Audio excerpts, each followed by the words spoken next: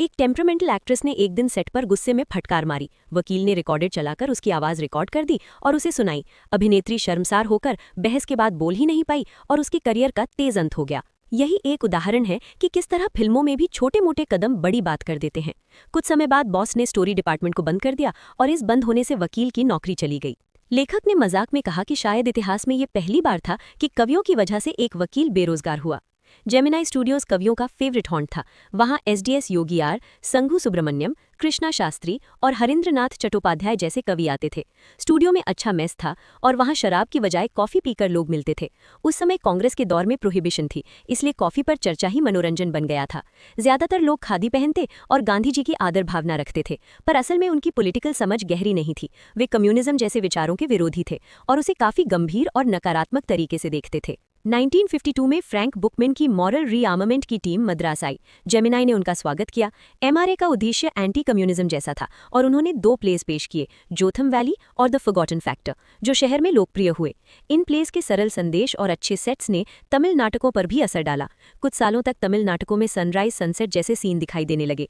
लेखक ने बताया कि बड़े बड़े मालिक यानी बिग बॉसेस शायद अनजाने में एमआरए की मदद कर रहे थे, पर उनकी मूल प्रवृत्ति, उनका व्यवहार वे पुराने जैसे ही रहे। कुछ महीनों बाद स्टूडियो में एक अंग्रेज कवि या एडिटर का आगमन हुआ। लोगों ने सोचा वो किसी बड़े ब्रिटिश अखबार का संपादक होगा। जब उन्होंने उसे सुना तो समझ नहीं पाए। उसकी अंग्रेजी उनकी समझ से अलग और उसकी बातें फिल्म स्टूडियो के माहौल से मेल नहीं खाती थी। बॉस ने लंबा भाषण दिया, कवि ने भी बात की, पर लोग बैफल्ड रहे कि किस तरह का कवि एक सरल तमिल फिल्म स्टूडियो में आया। वो विजिट एक अनसुलझी पहेली बनी रही। बाद में लेखक ने देखा कि उसी कवि का नाम स्टीफन स्पेंडर था और कुछ समय बाद उसने दी एनकाउंटर जैसी ब्रिटिश पत्रिका में एक शॉर्ट स्टोरी कॉन्टेस्ट के बारे में नोटिस देखा। लेखक ने स्पेंडर का नाम देखा तो उसे बहुत खुशी हुई, जैसे उसे कोई लॉन्ग लॉस्ट ब्रदर मिल गया हो।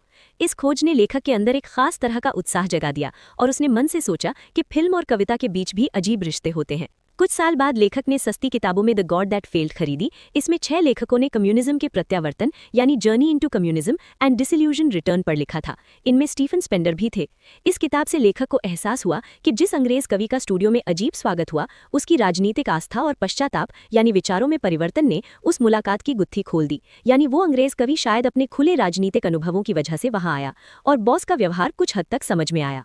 लेखक ने आखिर में कहा कि बड़े प्रोज राइटर्स को भी मानना चाहिए कि प्रोज एक ऐसा काम है जो धैर्य और लगातार मेहनत मांगता है। रिजेक्शन स्लिप से डरना नहीं चाहिए। पर उससे ऊपर लेखक ने यह भी बताया कि छोटी सी खबर ने कैसे उसे स्टीफन स्पेंडर तक पहुंचाया और उसकी सोच बदल दी।